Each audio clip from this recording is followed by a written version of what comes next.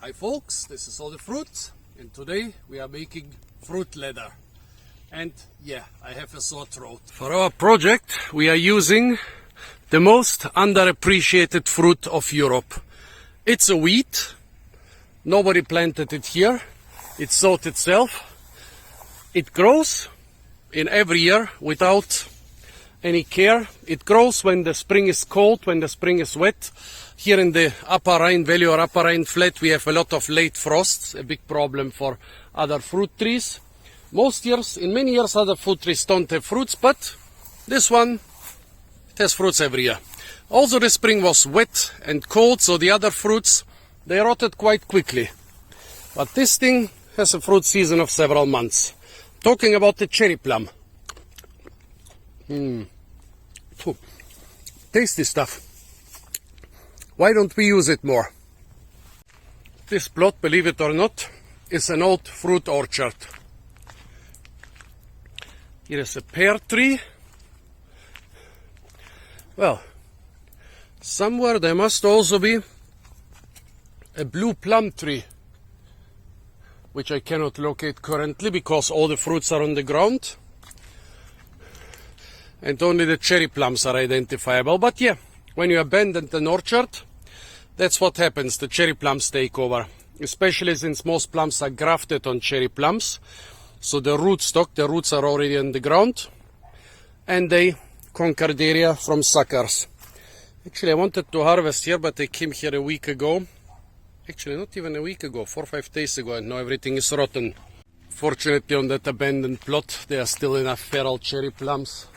However, I didn't manage to find a good tree with dark purple cherry plums. And that's why we collected some elderberries to dye at least some of our cherry plum harvest. It's interesting that I hardly ever had any contact with fruit leather. I think I ate it once or twice, but I've never made it. Funny, in all those decades I've never made fruit leather. I read about it a couple times. And the funny thing is, I come from the Balkans, and in our area, plums used to be a second currency next to money. And also we dry everything, especially plums. We dry mushrooms, we dry leaves, we dry all types of fruits and nuts, and especially plums. And actually my grandfather told me that when he was a kid, first his grandfather and then his father, he would load the ox cart with plums. Sometimes in summer with fresh plums, a little bit later in summer with dried plums. We even had a special house for drying plums. Pretty much everybody in the Balkan mountains had a special little house for drying plums. And then they would drive their ox cart down to the lowlands and exchange the plums for wheat. Like I said, fresh plums, like 3 buckets of plums for 1 bucket of wheat or so. Other villages would bring potatoes down to the lowlands and exchange them for wheat. The dried plums, of course, were much more expensive than the fresh plums. I forgot the exchange rate. And in the Balkans, they also used to make a lot of stuff like chocolate and marmalade-like things from plums. But I don't remember anybody there ever making fruit leather. Actually, the first time I tried fruit leather, it was the German-Russian Kazakh grandmother of some girl. And then I think I ate it a second time somewhere, I don't remember. That's all my experience with fruit leather, so today's gonna be an experiment. So, how are we gonna make our fruit leather? In a modern dehydrator? Nah, that's for pussies. In an oven? Nah, that's for cripples. We're gonna use something bigger. We're gonna use an industrial-sized greenhouse. Fortunately, my friend Doro has 2 of them. However, somehow I remembered this greenhouse to be a little bit lower. I don't know if I want to climb on this roof. Last week I didn't see, but I was nearby. No, this is too high. I was nearby when a worker fell through the roof of a greenhouse at a botanic garden. It was not a pretty sight. What about this one? But those are facing north now. What about this one? A nice, tiny pocket-size little greenhouse. I wanted to show off the big one, but oh, nice stylish door. Yeah, maybe this one, if we can make it through all the stinging nettles. Oh, tasty black nightshade. Why have they thrown it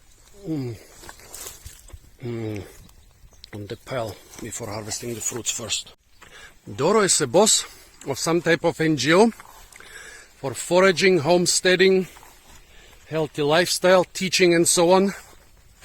And I have to make a couple more videos about her farm, but not today. Today we are making fruit leather.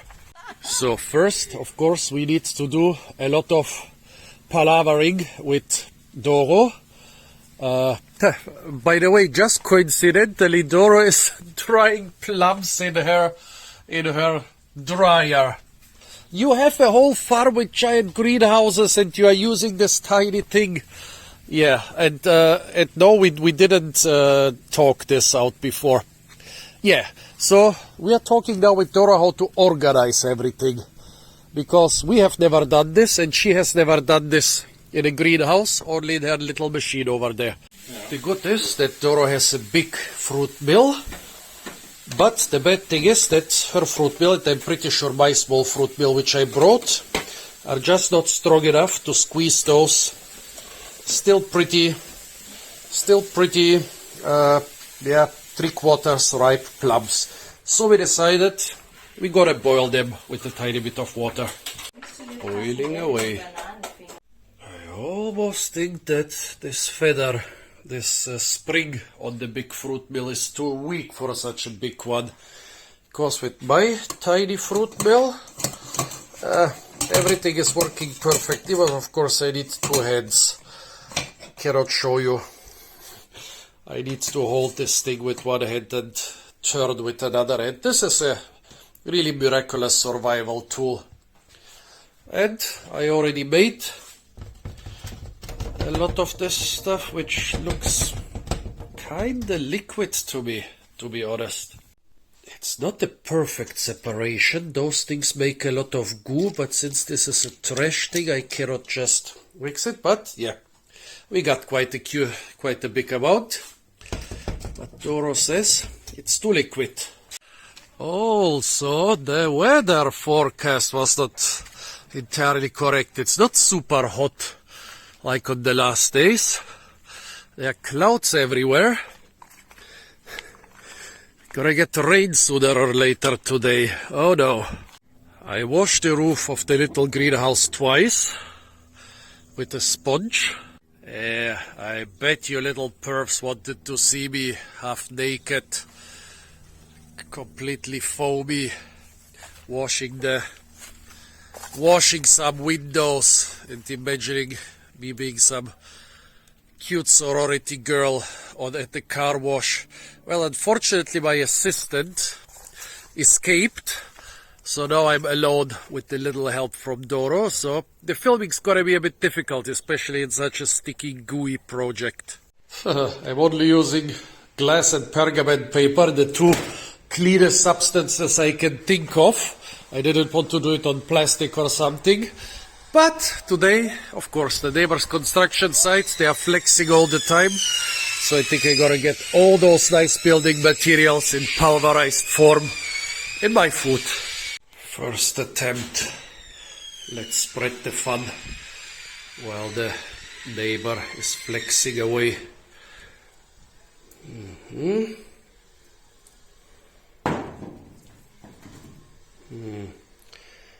Yeah, quite gooey and liquid. I think I'll experiment with different thicknesses. Let's see how thick we can get it. This is really on the thick side.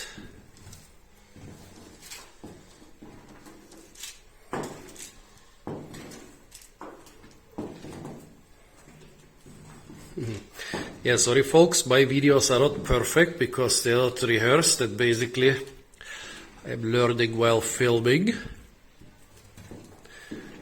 But you know, with all those viral perfect videos and TikToks, if you try to do this at home, usually it doesn't work. Okay, now let's dump as much as possible on this one, with the risk that it could run over the edges, but at least the greenhouse here is super hot. And also there is an air current, so I'm quite confident that it's going to work out. Don't know how many ladles I put on this one, but no risk, no fun. That was too much. It's running over the edge, Oh no. Oh no. Okay, yeah. Okay, the first attempt. Oh no. It's too much.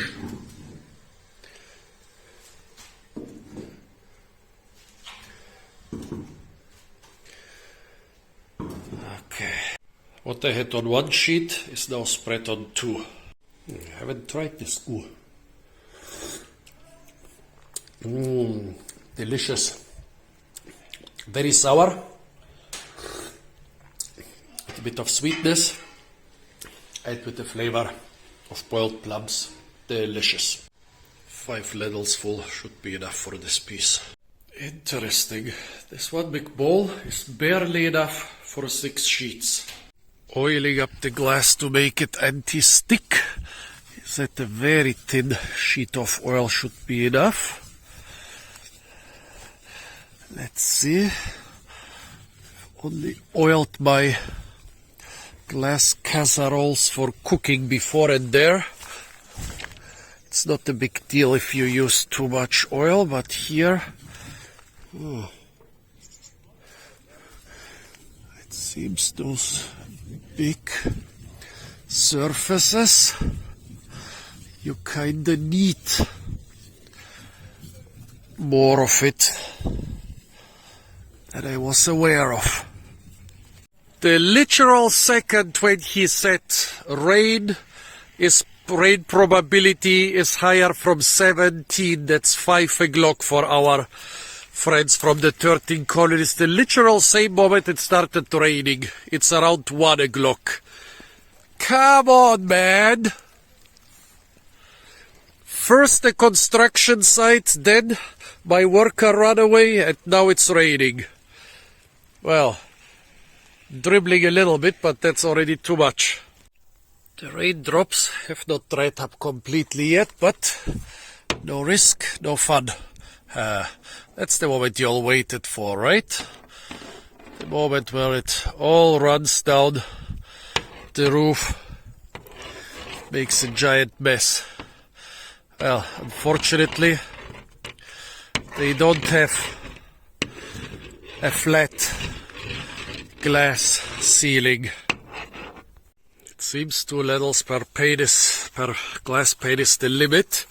Otherwise you start losing too much. Also, this is not thick enough for fruit leather, but I hope that it will create a sticky surface on which I can build more layers. Yeah, I know I could boil it to thicken it, but I want to try the simplest method, even cooking it before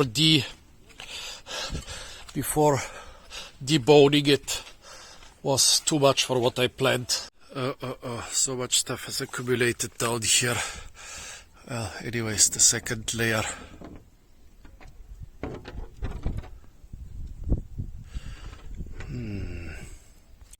Distributing it with a spatula. In general, I must say, this is not very efficient. We are losing up to 1/3 or even more, because down here I don't want to eat it from all those things where there is chemical glue and stuff. Either our goo is too liquid, and or our glass is too steep. It's past 3 o'clock, the sky is overcast and the wind is cool. I mean, it's comfortable walking around topless, but I wouldn't call it warm or even hot. That's not what we expected.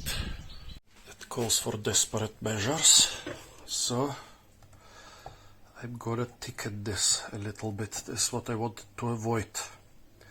This step where you have to keep it on the fire and stir it continuously to prevent it from burning.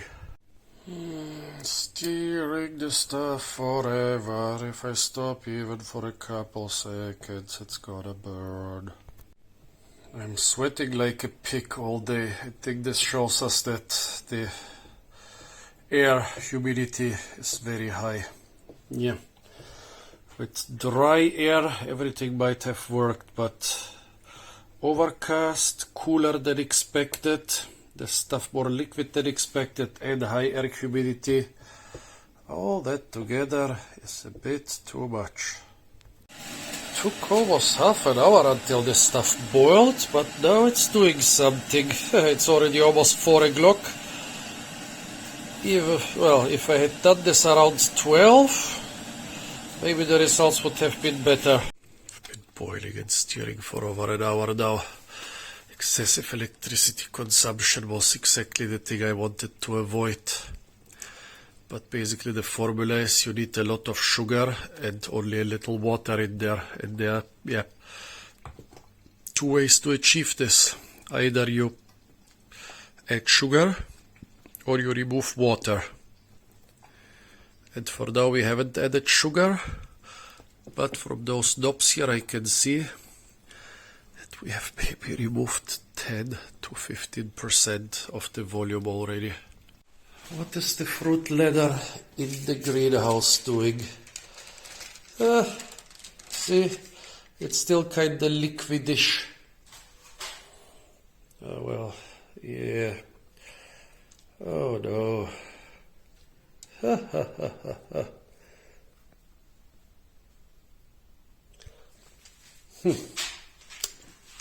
Also, I tried the muskmelon. It's too fix. No. It still tastes like fresh fruit. It's already past 4. They've become a bit sweeter. They're a bit concentrated, so it's not a total waste of time, but still. After boiling the stuff for over an hour, we made 3 trays without sugar and then 3 trays with unrefined sugarcane sugar. And then, I know. Then we put it in this little machine, which I dissed so much all day long.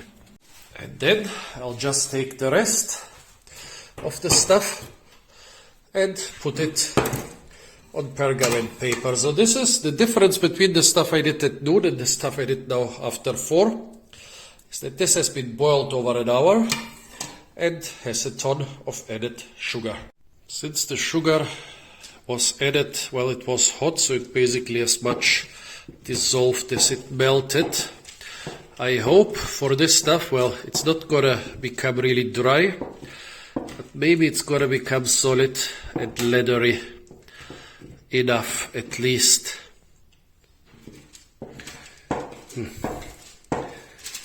Yeah. Many hours of work, and the result is not really convincing yet.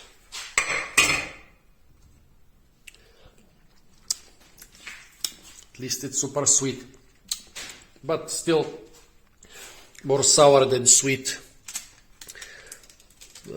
And the stuff you put here at noon is still far from being leathery. And now, maybe the saddest part of the experiment.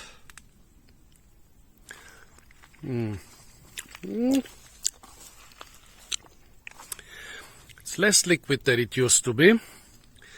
Also the dandelion seeds, I guess. Add a bit of starch, yeah.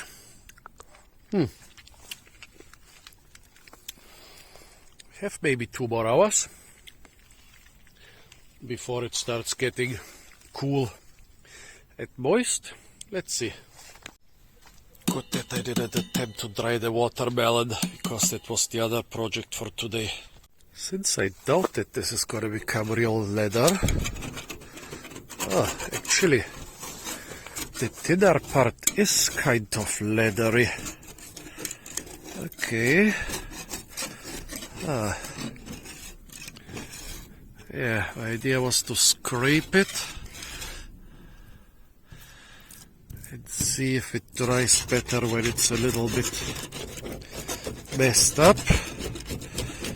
At this moment I'm just playing around, play around and find out. Okay, I oiled the glass, and still, once the stuff gets dry, it sticks to it.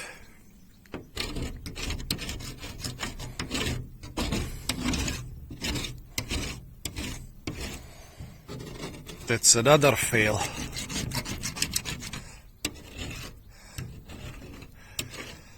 Interesting. A day of many fails.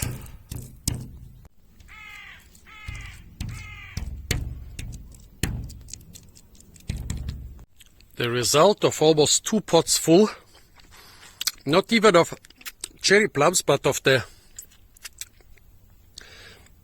cherry plum puree, is this thing. This is a bit over a square foot, not even a quarter of a square meter, maybe a sixth of a square meter. Of course, I lost a lot here on the glass. I lost some that run down here. A bit pathetic, but at least, yeah, it kinda got concentrated. Let's see what happens to it during the last hour. I think it's good that I scraped it off, because the very thin layers, which were already completely dried, were almost impossible to remove. Coolish, well, warmish, coolish late afternoon. Yeah, this was definitely not one of those days where you really hide from the sun. It was supposed to be one, but nope. What is this goo doing? The sugary goo. Oh, the sugary goo looks nice. Nothing runs. The sugarless goo, even though I poured it 4 hours earlier, still runny. Also, no more sun in this room. Here I put up the racks to dry the watermelon. Good that I didn't attempt that. Let's check on the giant greenhouse. I contributed a couple exotic-ish plants. And if they have enough space next year, I plan to contribute a couple super exotic ones.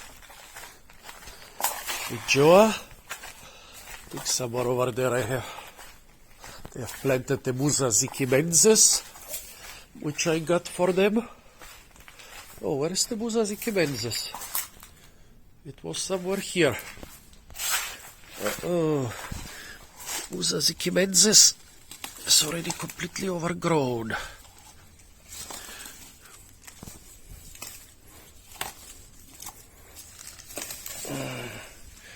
I hope to eat fruit from this thing one day. And the various passion flowers I got them, they look only slightly better than the ones I planted on campus. At least it seems like their watermelon is doing good, but no fruits yet. Of course, licking the spoon, not leaving a drop behind with the huge amount of sugar we added.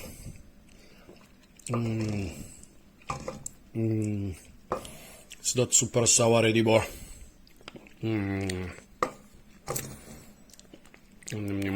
So, the goo on top of the greenhouse. Well, neither solid nor liquid. Scraping it together on a parchment paper. Actually, look at that. It's not so bad.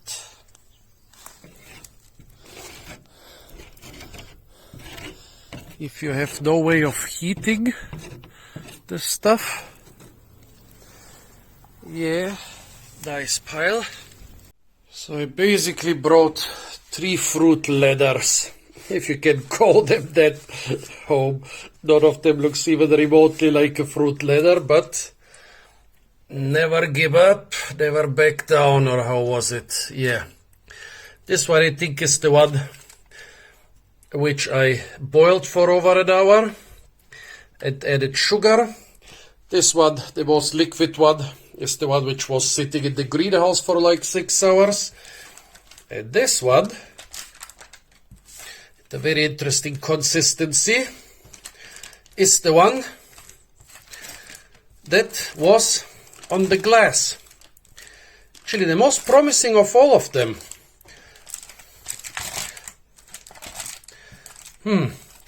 Also, I left 6 fruit ladders in the greenhouse at Doro's. 5 of those completely moist ones. And 1 like this with sugar. And then she has also 6 fruit ladders in her dehydrator.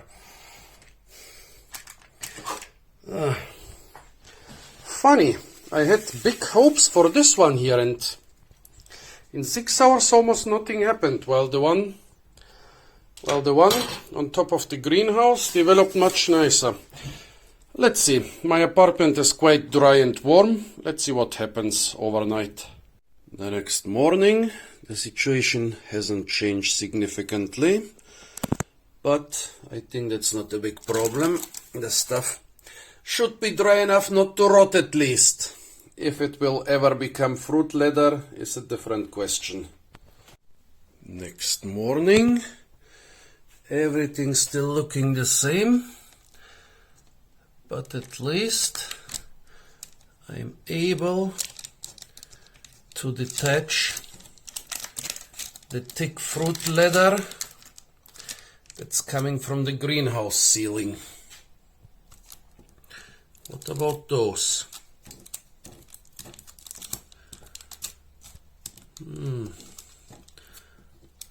Also kinda detachable. This here.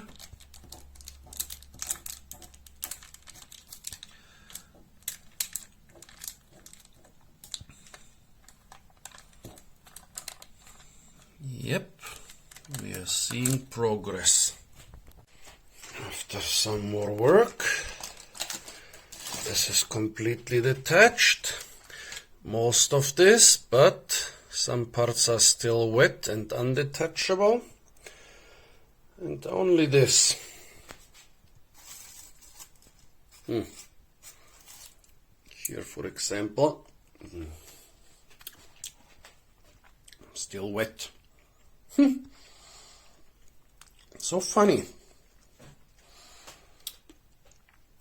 The one on the roof is actually the one that worked best.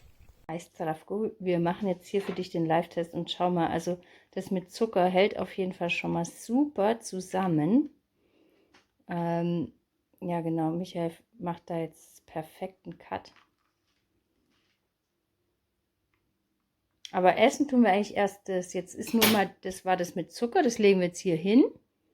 Weil wir müssen natürlich erstmal das ohne Zucker probieren, sonst schmeckt uns das ja gar nicht mehr wahrscheinlich. So, und das war's. Und jetzt gucken wir mal, ob sich das auch so gut ablösen lässt. Welches war das hier, das da? Ja, das ist quasi das von den rohen Mirabellen.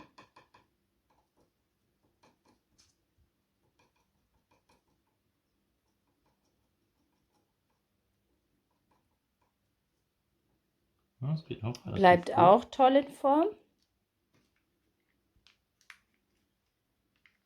Und das geht dann über in die gekochten Mirabellen. Aber das bleibt auch schön in Form, oder? Ja, das bleibt super in Form. Also ist schon mal tolles Fruchtleder geworden. Okay, jetzt probieren wir das mal.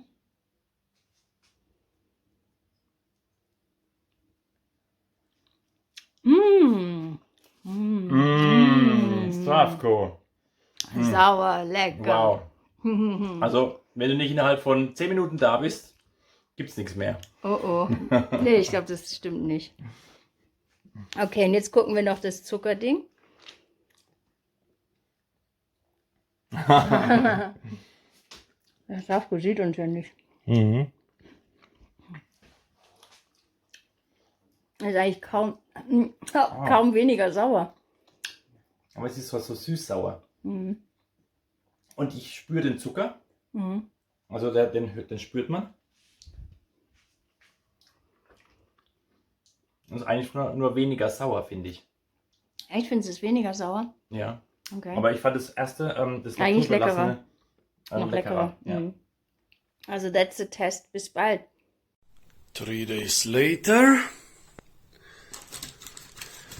Let's see. Okay. I would say that this stuff looks quite fruit leathery. However, this was the result from the whole greenhouse roof. I hoped that I would be able to make a lot more layers which would dry there.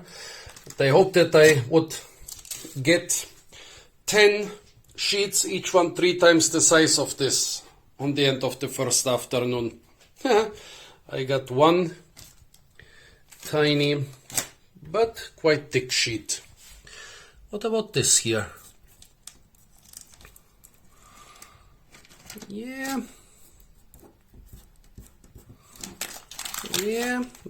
I would say it did dry completely. And now what about this? I think I need both hands for this. After loosening it up a little bit with the spoon, this was my first attempt. Very watery. As you can see, this parchment paper is much more wrinkled up than this one. Here I put the stuff which I had already boiled for over an hour. Yeah, so even the first attempt yielded some type of fruit leather.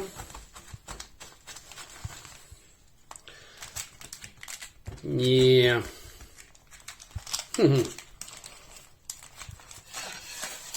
I think Doro had more luck with her little drying machine, well, especially since we put the one that was boiled for 1.5 hours in there. I'll include her video here with her permission. By the way, if you have a high quality video about a super interesting fruit, you can send it to me with a permit to publish it. If it's cool enough, I might do it. I will even give you all the 2 or 3 euros I earn on average for every video, after taxes, of course. So we took the other fruit leather from Doro a couple days ago, but we ate all the best fruit leather. This was the one which was made in her dryer. It was really thick and nice and rubbery, and also she didn't dry it too much, so it was more like rubber than like leather. Here is only the stuff we dried inside her greenhouse. This is again the stuff we dried outside her greenhouse. Oh, here a couple cherry plums we dried like this. This is, I guess, piece of the one. Well, this is the one with added sugar.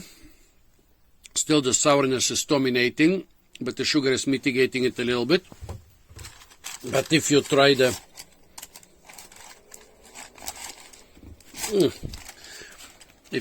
sour one, so this is the one in the greenhouse, nice and shiny.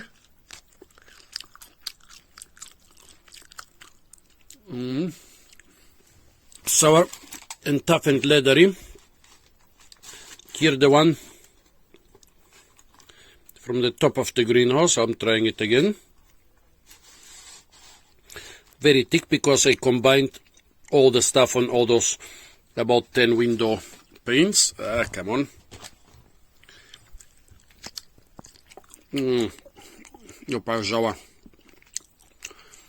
So at the end, was this a success?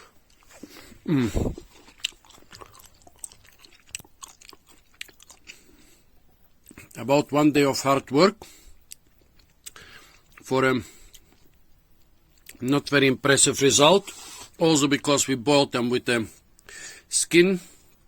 The fruit leather is very sour because we got the sourness from the skin. I would say for the results itself, it was probably too much work, but the experience was great. It was a lot of fun. The next time I'll go into this with a lot more experience. I have decades of experience in drying stuff, but never in making fruit leather. So this is a first for me. Yeah, I'm really happy we did this. Please tell me, folks, what do you think about my first fruit leather experiment? Also tell me what are your experiences with fruit leather. Apart from that, stay tuned for a lot more fruit videos from the beautiful and incredibly fruit-rich Heidelberg parks, gardens, fields and greenhouses. And if you want to receive more of my videos, subscribing is not enough because YouTube kind of unsubscribed even my subscribers, a lot of them. Better press the little bell icon, then YouTube needs to notify you when I upload a new video.